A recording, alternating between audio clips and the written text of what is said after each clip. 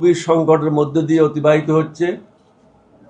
অনুরূপভাবে আমরাও দলগতভাবে এক সংকটের মধ্য দিয়ে যাচ্ছি। কিছু পুরানো কথা আপনাদেরকে বলতে হবে। আপনারা নিশ্চয়ই জানেন 2006 সালে 26শে অক্টোবর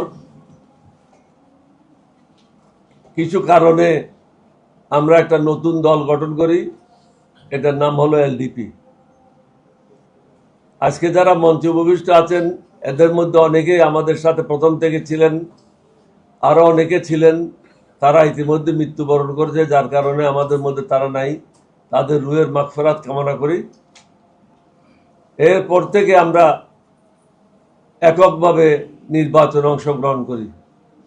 2008 সালে যে 9 সালে নির্বাচন হয়, সেই নির্বাচনে আমরা এলডিপির মার্কা নিয়ে নির্বাচন করি, কোনো দলের সাথে আমরা ছিলাম না। এরপরেও আমরা কোনো রাজনৈতিক দলের সাথে ছিলাম না। 2010 কি 11 সালে আমি ব্যাংককে ছিলাম। আমাকে টেলিফোন করলো তৎকালীন মেয়র সাদেক হোসেন খোকা। তিনি আমাকে টেলিফোন করে বললেন যে আপনাকে অনুরোধ করেছে, আমরা একটা অনশন ধর্মঘট করছি ইঞ্জিনিয়ারিং ইনস্টিটিউটে। এটাই ছিল শেখ হাসিনার বিরুদ্ধে ক্ষমতায় আসার পর 2009 সালের সবচেয়ে প্রথম প্রোগ্রাম। বেগম খালেদা জি আপনাকে অনুরোধ করেছেন একটা স্টেটমেন্ট দেওয়ার জন্য। উত্তরে আমি বলেছিলাম, শুধু কি স্টেটমেন্ট দিলে হবে না আরো কিছু চান আমাদের কাছ থেকে? তখন উনি বললেন যে আমি নেত্রীর সাথে কথা বলে আপনাকে জানাচ্ছি। বেগম খালেদা জির সাথে কথা বলে আমাকে বললেন, আমরা খুবই আনন্দিত হব যদি আপনারা সশরীরে আমাদের সাথে এই অনশন ধর্মঘটে যোগদান করেন। আমাদের এই অনশনে যোগদান করার ব্যাপারে অনেকের অনীহা ছিল, আমি নাম বলতে চাই না। সিনিয়র অনেকের অনীহা ছিল, কিন্তু জুনিয়র যারা ছিল তাদের দ্বারস্থ হলাম আমি। তৎকালীন যারা যুব দলের নেতা ছিল তাদের দ্বারস্থ হলাম। তাদেরকে বললাম যে আমি বেগম জিয়াকে অনুরোধ করেছি, বেগম জিয়াকে কথা দিয়েছি যে আপনার অনশন ধর্মঘটে আমরা অংশগ্রহণ করব। এখন তো সিনিয়র কয়েকজন এটাতে অংশগ্রহণ করতে চায় না, আমার কি করা উচিত? তোমরা কি আমার কথায় যাবে? তখন ওরা বললো যে ইয়েস, আপনি যেটাই বলেন সেটাই করব। কারণ আমরা অন্য কাকেও দেখে এর দলে আসি নাই, আপনাকে দেখে এই দলে আসছি। আপনি যা বলেন আপনার সাথে আমরা থাকবো। যা হোক, পরবর্তী পর্যায়ে একদিন আগে আমার বড় ছেলে প্রফেসর ওমর ফারুক আমাকে টেলিফোন করে বললেন, আমি সবাইকে লাইনে নিয়ে আসতেছি, আপনি আরেকবার চেষ্টা করেন সবাই যেন একসাথে মিলে কাজ করতে পারে। ওমর ফারুক সবাইকে টেলিফোনে একসাথে একত্র করলেন। তাদেরকে আমি বুঝিয়ে বললাম যে উনি অনুরোধ করেছেন, আমি রাজি হয়েছি। আমি যদি সভাপতি হিসাবে এটা ভুল করে থাকি তাহলে পরবর্তীতে আপনারা আমার কাছে প্রশ্ন করতে পারেন, কিন্তু আপাতত আমাকে এখানে বেইজ্জত করা কোনো ঠিক হবে না। যা হোক, সবাই রাজি হলো। ইঞ্জিনিয়ারিং ইনস্টিটিউটে গিয়ে মহাসচিবের নেতৃত্বে ওখানে ওনাকে বুকে দেওয়া হলো, ফুলের তোড়া দেওয়া হলো, এবং আমরা ওনাদের অনশন ধর্মঘটে অংশগ্রহণ করলাম। সেই থেকে নিয়ে আমরা 4 দলীয় ঐক্য জোটের অংশ হলাম। পরবর্তী পর্যায়ে এটা আরো বেড়ে প্রায় 6টা দল হলো। তখন কিন্তু এখানে কোনো লিখিত পরিচিত কোনো ডকুমেন্ট ছিল না। এটা বেগম জিয়ার মৌখিক আশ্বাসের উপরে আমরা একসাথে কাজ করেছি। এভাবে দীর্ঘদিন চলল। 2018 সালের নির্বাচনের কথা বলি, আমাকে নিজেই ব্যারিস্টার মইনুল হোসেন সাহেব আমার বাসায় আসলেন এবং আমাকে প্রস্তাব দিলেন যে কামাল হোসেন সাহেব convenor, doctor Badruddoza joint convenor, আপনিও জয়েন্ট কনভেনর হবেন। আমি ওনাকে বলেছিলাম আমি আমার দেশের বিরুদ্ধে কোনো কাজ করব না, আমার জনগণের বিরুদ্ধে আমি কোনো কাজ করব না, কোনো দেশের দালাল হিসেবে আমি কাজ করব না। আমার মৃত্যু হতে পারে, কিন্তু আমি আমার দেশের লোকের সাথে বেইমানি করব না, কারণ আমি যুদ্ধ করেছি আমার দেশের লোকের জন্য। আমি সেই জোটে যাই নেই। তারপরে যেহেতু বিএনপির সাথে ছিলাম, বিএনপির সাথে মিলে বিএনপি আমাদের সাথে আলাপ আলোচনা করলো এবং আমাদেরকে 5টা সিট দিয়েছিল সেদিন। এরপরে আসেন, হঠাৎ করে বলল যে জোটকে বৃদ্ধি করতে হবে। প্রথমে বললো যে 18-19টা হবে, পরের দিন ইঞ্জিনিয়ারিং ইনস্টিটিউটে গিয়ে দেখলাম 39টা হয়ে গেল। রাতারাতি প্রায় আরো 15, 16, 17টা বৃদ্ধি পেল। এই ব্যাপারে কিন্তু আমাদের কোনো কিছু জানা ছিল না। আমরা শুধু ইঞ্জিনিয়ারিং ইনস্টিটিউটে গিয়ে দেখলাম এতগুলি দল হচ্ছে। এতগুলি দল হলেও আমাদের ভবিষ্যৎ কিভাবে নির্ধারিত হবে এই ব্যাপারে কোনো কিছু লিখিত বলিত ছিল না। বেগম জিয়াকে আমরা যেহেতু বিশ্বাস করতাম, নেত্রী হিসেবে মেনে নিয়েছিলাম, ওনার মৌখিক আশ্বাসের উপরে আমরা বিশ্বাস করে একসাথে পথ চলা শুরু করি। 2018 সালে রাতের সে নির্বাচনে আমরা অংশগ্রহণ করি। কামাল হোসেনের সাথে যারা ছিল তারা প্রত্যেকে টাকা পেয়েছে। আমি আপনাদেরকে আরো বহুবার সংবাদ সম্মেলনের মাধ্যমে বলেছি, কার বাসার থেকে টাকা নিয়েছে, কে টাকা বিতরণ করেছে, আমি তার নামও জানি, তার বাসার ঠিকানাও জানি। প্রত্যেকে 2 কোটি করে করে টাকা পেয়েছে। আমাদের দলের আমরা কেউ এই টাকায় হাত লাগাই নাই, আমরা এই টাকায় অংশগ্রহণ করি নাই। রাতের নির্বাচনে যা হওয়ার তাই হলো, এটা আপনারা সবাই জানেন। এরপর থেকে বেগম খালেদা জিয়া যখন জেলে গেল, প্রথম এলডিপির পক্ষ আমরা উদ্যোগ নিয়ে বেগম খালেদা জিয়ার মুক্তি মঞ্চ গঠন করলাম। বেগম খালেদা জিয়ার জন্য এর আগে কিন্তু কেউ মুক্তি মঞ্চ গঠন করে নাই। মুক্তি মঞ্চ থেকে একবার আমি বলেছিলাম ভবিষ্যতে এখানে একটা অন্তর্বর্তীকালীন সরকার আসবে। আপনাদের নিশ্চয়ই স্মরণ আছে, মুক্তিযোদ্ধা হলে ডিপ্লোমা ইঞ্জিনিয়ারিং ইনস্টিটিউটে পরিষ্কারভাবে বলেছিলাম ভবিষ্যতে একটা অন্তর্বর্তীকালীন সরকার আসবে। পরে আরো অনেকবার বলেছি, শেখ হাসিনা তোমাকে যাইতে হবে, এখন যদি যাও কাপড় চোপড় নিয়ে যেতে পারবে, পরবর্তী পর্যায়ে গেলে কাপড় চোপড় নিয়ে যেতে পারবে না। আমার কথায় কেউ কর্ণপাত করে নেই। আসেন, তারপরে হঠাৎ একদিন শুনলাম এখন আর জোট নাই, এখন হলো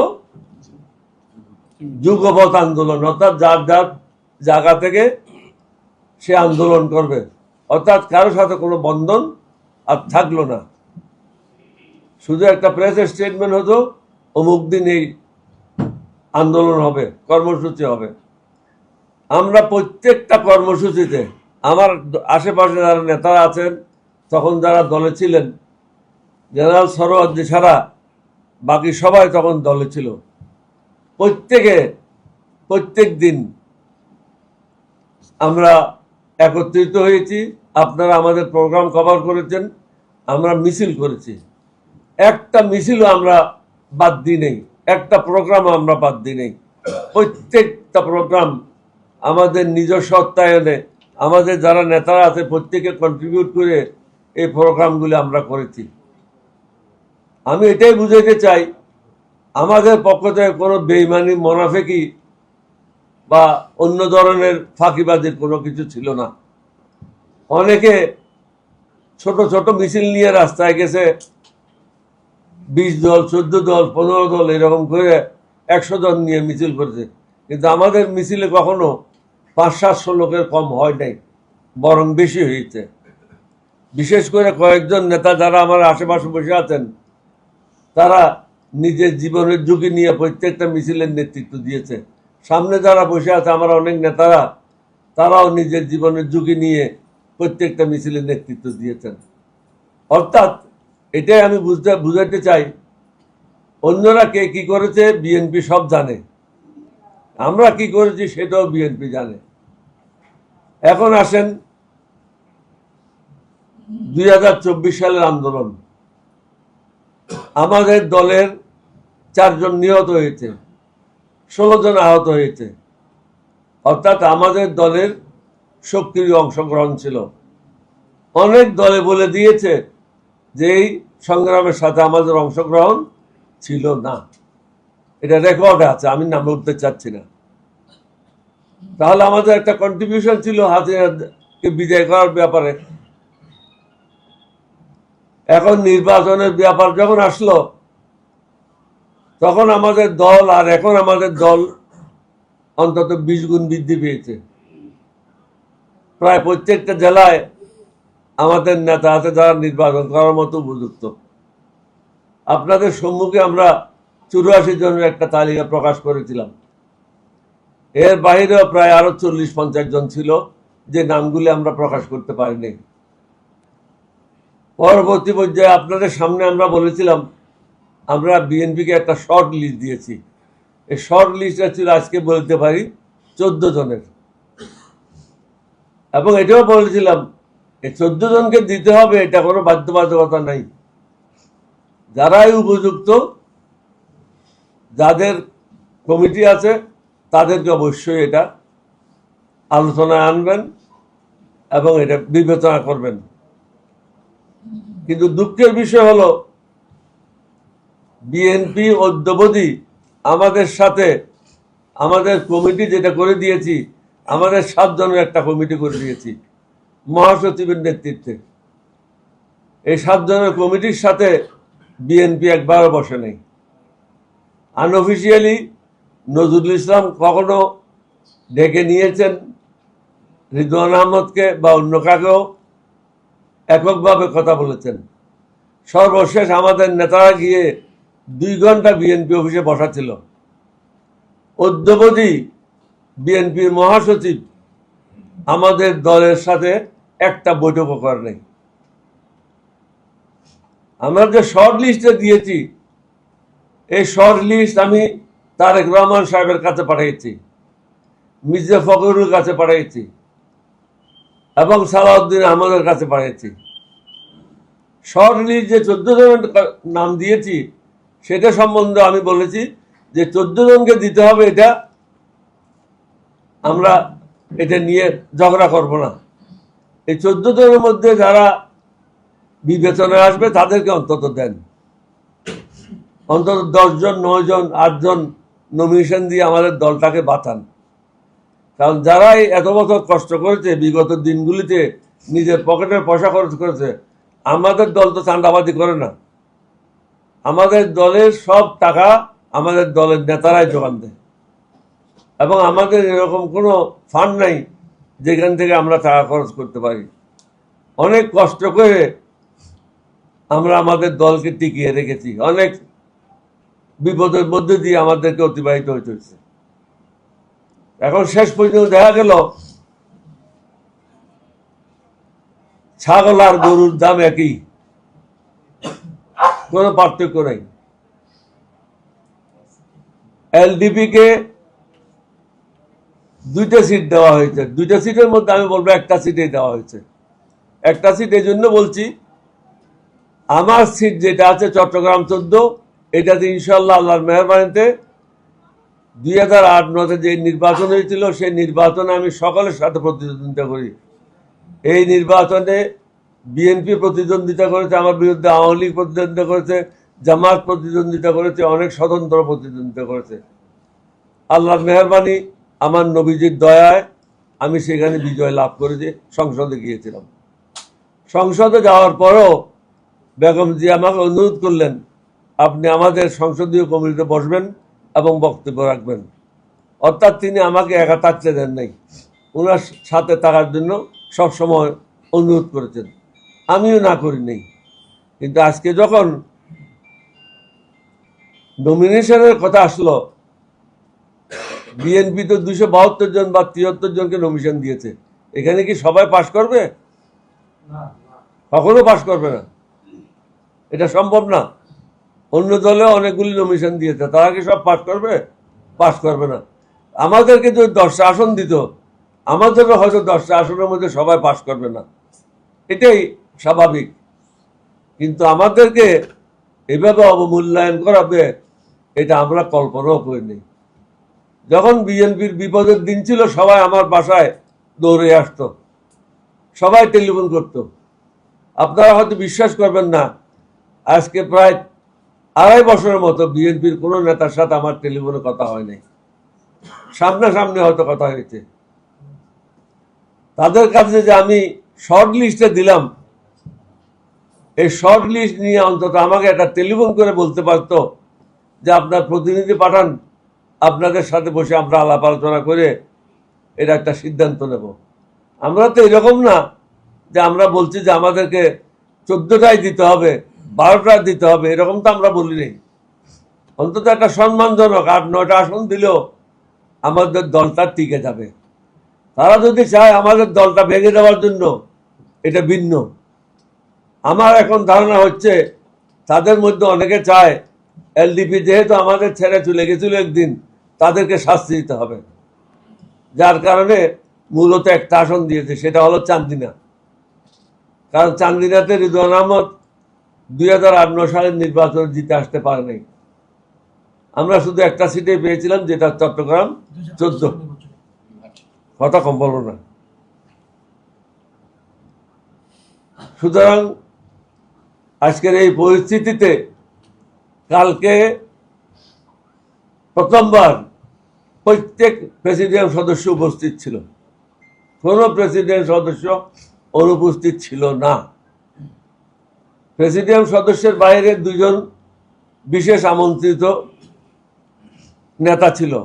একজন হলো জনাব মাহে আলম ভাইস প্রেসিডেন্ট, আর এক হলো আমাদের যুগ্ম মহাসচিব বেলাল হোসেন মিয়াজি, কারণ তারা 2জনই প্রার্থী।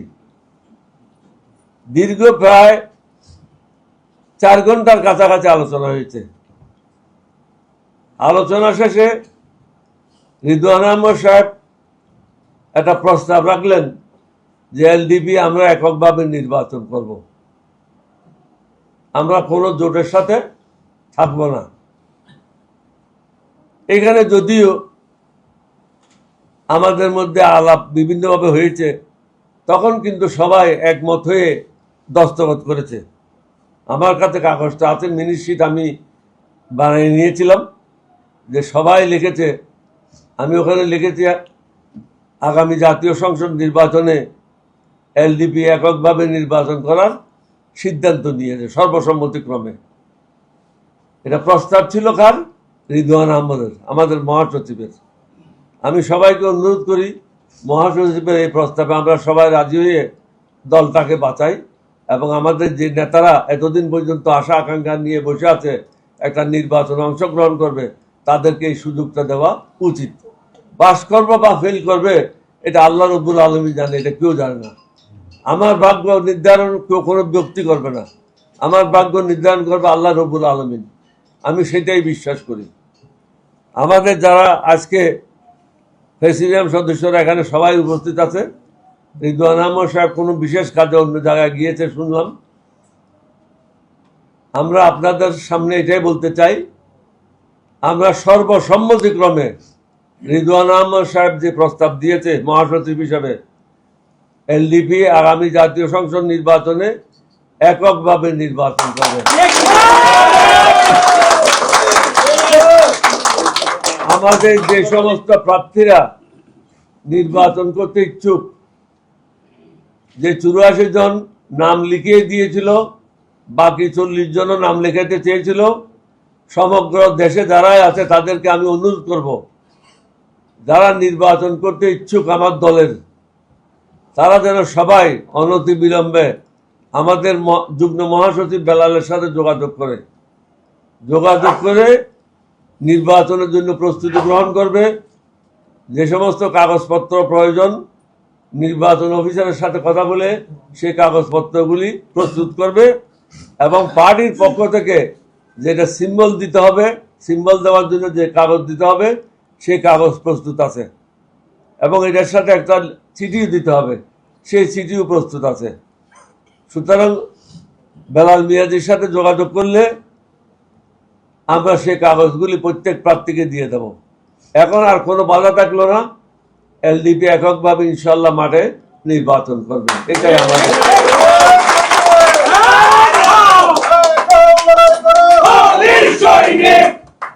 কারণ আমরা এলডিপিকে বিলুপ্ত করতে চাই না। এলডিপির জন্ম হয়েছিল সুশাসন, ন্যায় বিচার, জনগণের অধিকার প্রতিষ্ঠার জন্য, চাঁদাবাজ মুক্ত বাংলাদেশ করার জন্য, সন্ত্রাস মুক্ত বাংলাদেশ করার জন্য, গরিবের স্বার্থ রক্ষার জন্য, কারো জায়গা যেন দখল না হয়ে যায়, কারো ব্যবসা প্রতিষ্ঠান যেন দখল না হয়ে যায়, মানুষ সুশাসন থেকে যেন বঞ্চিত না হয়। আমরা সেই জায়গায় আছি। এবং সবচেয়ে বড় কথা হলো, আমরা কোনো দেশের পক্ষেও না, কোনো দেশের বিপক্ষেও না, কিন্তু আমরা চাই না কোনো দেশ আমাদের দেশে এসে মাতবরি করুক। আমরা কারো কোনো দেশের দালাল হিসেবে কাজ করতে চাই না। আপনাদেরকে একটা জিনিস স্মরণ করে দিতে চাই। কয়েকদিন আগে জানাজা হয়ে গেল, আমি দেশে ছিলাম না, মরহুম শহীদ হাদির। প্রেসিডেন্ট জিয়ার মৃত্যুর পরে এত বড় জানাজা বাংলাদেশে আর হয় নাই। এই জানাজা আপনাদেরকে কি বলে আপনাকে রিড করতে হবে, বুঝতে হবে। এই জানাজায় বহিষ্কার করে বলছে, বিদেশি যারা দালালি করবে তাদেরকে আমরা ভোট দেব না। এটা পরিষ্কারভাবে মেসেজটা দিয়ে দিয়েছে যুব সমাজ। সুতরাং বাংলাদেশের জনগণের দালাল হইতে চাই আমরা, বিদেশিদের দালাল না। আমরা কারো বিপক্ষেও না, কারো অন্য দেশের পক্ষেও না। আমরা আমাদের দেশের স্বার্থ রক্ষা করে আমাদের কাজ আমরা করতে চাই। আপনাদের সবাইকে ধন্যবাদ। বাংলাদেশ জিন্দাবাদ, এলডিপি জিন্দাবাদ। আসসালামু আলাইকুম ওয়া রাহমাতুল্লাহি ওয়া বারাকাতুহু। আমরা যেটা কিছুক্ষণ আগে জানতে পেরেছি, আপনার দলের যে মহাসচিব, যার পরামর্শে আপনারা জোট থেকে বেরিয়ে এককভাবে নির্বাচন করার সিদ্ধান্ত নিয়েছেন, আমরা জানতে পেরেছি তিনি বিএনপিতে যোগদান করেছেন। এই বিষয়টা কতটুকু সত্য, বা যদি সত্য হয়ে থাকে সেক্ষেত্রে আপনাদের পরবর্তী করণীয় কি এবং এটাকে আপনি কিভাবে দেখছেন? মহাসচিব আমাকে কোনো কিছু বলে নাই, সুতরাং এই ব্যাপারে আমি মন্তব্য করতে পারবো না। বিভিন্ন গণমাধ্যমে এটা টিকার স্টলও যাচ্ছে। সে আমি যদি যুক্ত করি, সে বলেছে কুমিল্লার 7 থেকে নির্বাচন করবে এবং পদত্যাগ এরই মধ্যে সে করেছে। এমন কোন পদত্যাগপত্র না, পদত্যাগপত্র আমার কাছে আসে নাই, সুতরাং আমি এটা বলতে পারবো না। যদি হয়ে থাকে মানে এই বিষয়ে যদির উপর আমি কোনো কাজ করি না, আমি বাস্তববাদী মানুষ। অর্থাৎ আপনার জানা নেই? জানা নেই আমি বলবো না, আমার কাছে কোনো তথ্য উনি বলেন নাই। উনি কালকে খুব হাসি মুখে এই প্রস্তাব দিয়ে মিটিং স্থল ত্যাগ করেছেন এবং সবাইকে বলছেন আপনারা এককভাবে নির্বাচন করার জন্য প্রস্তুত হন। এটা ওনারই প্রস্তাব ছিল। তাহলে কি বিষয়টা এরকম হতে পারে কিনা, যেহেতু গণমাধ্যমে চলে আসছে যে উনি আপনার দল থেকে এককভাবে নির্বাচনের পরামর্শ দিয়ে তিনি নিজেই সরে গেলেন আর কি, এই বিষয়টাকে আসলে কিভাবে আমি এটা না জানে না শুনে আপনাকে আন্দাজের উপর কোনো কমেন্ট করতে চাই না। কারণ তিনি আমার কাছে কোনো কিছু একটু বলবেন কি, মানে এর মাধ্যমে আপনারা এককভাবে নির্বাচনের যে সিদ্ধান্ত নিয়েছেন, এর মাধ্যমে যে জোটটা ছিল বিএনপির সঙ্গে, সেই জোট থেকে আপনারা আনুষ্ঠানিকভাবে বেরিয়ে গেলেন? জোট তো কখনো ছিল না, আপনি এটা ভুল করতেছেন। যুগপৎ ছিল, জোট তো ছিল না কখনো। জোট তো ওনারা নিজে ভেঙে দিয়েছিলেন 2001 সালে, 2021 সালে ওনারা একতরফা ভাবে জোট ভেঙে দিয়েছিলেন। আমাদের সাথে কোনো পরামর্শ হয় নাই, বলে দিল যে এখন থেকে যুগপৎ আন্দোলন হবে। আমরা সেইভাবেই করে আসছি। আমরা আন্তরিকতার সাথে আমরা সবসময় আমাদের কাজ করেছি।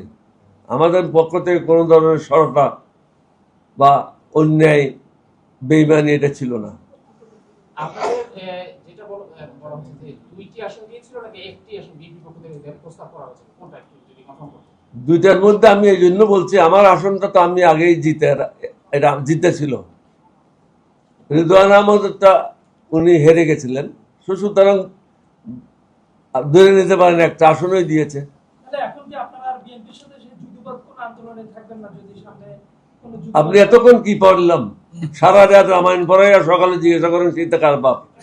হ্যাঁ, এতক্ষণ তো এটাই বললাম যে এককভাবে এলডিপি নির্বাচন করবে। এটা তো প্রশ্ন অবান্তর। স্যার বিষয়টা হচ্ছে আপনি তো রাজনীতিতে দল কষাকষির জায়গায় একটা জায়গা থাকে, আর আপনাকে দুইটা আসন দিয়েছে, যেটা নিয়ে দল আমরা সব বুঝি যে দুইটা আসন বিএনপি থেকে আপনাদেরকে ছাড়ছে। এখন যদি আরো 3টা বা 4টা বা 5টা দেয়, তারপর কি আপনি আপনার এই আজকের ঘোষণা কি ভুল করবেন, সরে আসবেন সেখান থেকে? আন্দাজের উপর একটা কথা কেন বলবো আমি? না, এটা তো দল কষাকষি। আমাদের সাথে অফিসিয়ালি কোনো বৈঠক হয় নাই। আপনাকে পরিষ্কারভাবে বলেছি, আমি নিজেই জনাব তারেক রহমান সাহেবের কাছে লিস্ট পাঠিয়েছি, সালাউদ্দিন আমাদের কাছে লিস্ট পাঠিয়েছি, মির্জা ফখরুলের কাছে লিস্ট পাঠিয়েছি। কেউ আমাদের সাথে টেলিফোনে আলাপও করে নাই। এই ব্যাপারে আমাদের দলের যে কমিটি আছে, কমিটির সাথে কোনো অফিসিয়াল বৈঠক হয় নাই। সুতরাং আমাদের সামনে আর কোনো রাস্তা তো খোলা ছিল না। আপনারাই বলেন, আপনারা তো এই দেশের নাগরিক। আপনি রাজনীতি করেন কিসের জন্য? সম্মানের জন্য, বেইজ্জত হওয়ার জন্য তো না। আমি বাংলাদেশের সক্রিয় রাজনীতির মধ্যে সবচেয়ে প্রবীণতম। 1952 সাল থেকে রাজনীতি শুরু করেছি। তখন না বুঝে করেছি, কিন্তু 1975 সালের পর থেকে বুঝে করেছি। এবং আমি ন্যাশনাল পলিটিক্স করেছি, লোকাল পলিটিক্স না। মাননীয় চেয়ারম্যান, একটা বিষয়, এই যে আপনারা এখন বিএনপির সাথে যে যুগপথ থেকে বেরিয়ে এককভাবে পড়ছেন, এই ক্ষেত্রে জামাত আছে, অন্যান্য জোট আছে, তাদের সাথে তারা যদি আপনাকে অফার করে বা আপনাদের সাথে তাদের কোনো জোটে গিয়ে নির্বাচন করার কোনো সুযোগ বা ইয়ে আছে কিনা, সম্ভাবনা? আপনার কাছে কি কোনো অফার আছে? থাকলে বলেন। আমার কাছে কোনো অফার নেই। আপনি আপনার কাছে থাকলে বলেন, আমরা আজকে আলোচনা করবো।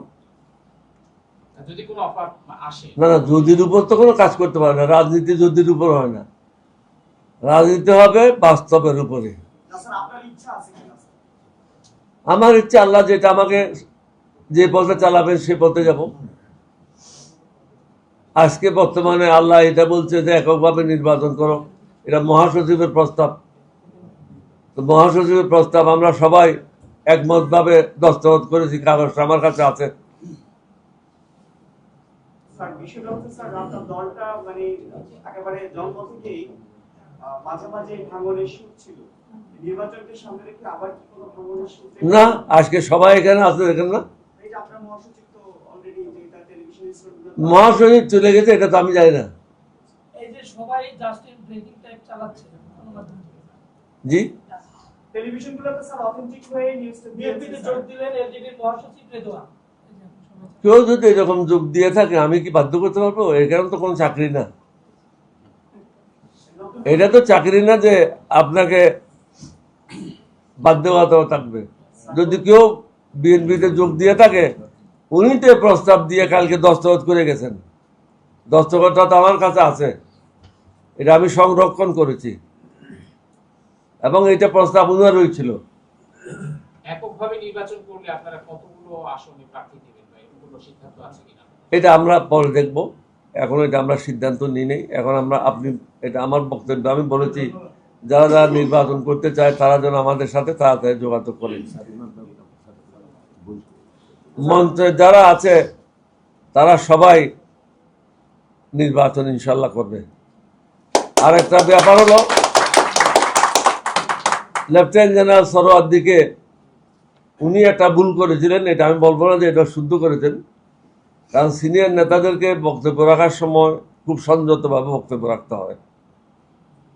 এখানে একটু সংযত ছিল না, উনি একটা বক্তব্য রেখেছেন। উনি হয়তো নতুন মানুষ রাজনীতিতে, এটা ভুল হইতেই পারে। এটা নিয়মটা ছিল, আমাকে সবাই অথরাইজ করেছে বিগত যেটা আমরা সম্মেলন করেছি, কাউন্সিল করেছি, ওটাতে আমাকে অথরাইজ করেছিল যে আপনি যে কোনো সিদ্ধান্ত নেবেন আমরা এটা মেনে চলব। আমি যেহেতু দেশের বাইরে ছিলাম, আমি জানতাম না, আমার নাম ওখানে ব্যবহার করে যে ওনার সম্মুখে নিয়ে অস্থায়ীভাবে লেফটেন্যান্ট জেনারেল সরোয়ার্দিকে সকল পদ থেকে বহিষ্কার করা হলো। এটা অস্থায়ীভাবে। কালকে ওনার বিষয়টা নিয়ে আমরা বিশদভাবে আলোচনা করেছি, সবাই এই আলোচনায় অংশগ্রহণ করেছে, মহাসচিব অংশগ্রহণ করেছে। আমরা প্রত্যেকে এ প্রথমবার খোলা মেলাভাবে 4 ঘন্টা কথা বলেছি, প্রত্যেকের মনের কথা বলেছে এবং প্রত্যেকে কালকে ক্লিয়ার হয়ে ইউনাইটেড হয়েছে। তো সরওয়ার্দী সাহেবের ওনাকে আমরা বলেছি আপনি এই ধরনের কর্মকাণ্ড থেকে ভবিষ্যতে বিরত থাকবেন, এবং ওনাকে যে টেম্পোরারি সাসপেনশন করা হয়েছিল ওইটা কালকে সবাই সর্বসম্মতিক্রমে উইথড্র করেছে। এখন ওনার উপর আর কোনো কিছু বাধা বিপত্তি নেই। স্যার, দেশের বাইরে থেকে ওসমান আলীকে মৃত্যুকে কেন্দ্র করে দেশের বাইরে থেকে বিভিন্ন উস্কানি দেয়া এবং বাংলাদেশের বর্তমান পরিস্থিতি আপনার পর্যবেক্ষণে আছে, এটা নিয়ে আপনার মূল্যায়ন কি? আপাতত আমার মনে হয় আমরা যে জরুরি কাজটা নিয়ে এখানে উপস্থিত হয়েছি এটার মধ্যে থাকি, ওইটা তো ইনশাল্লাহ সময় আসবে, কথা বলবো আপনাদের সাথে। Thank you very much.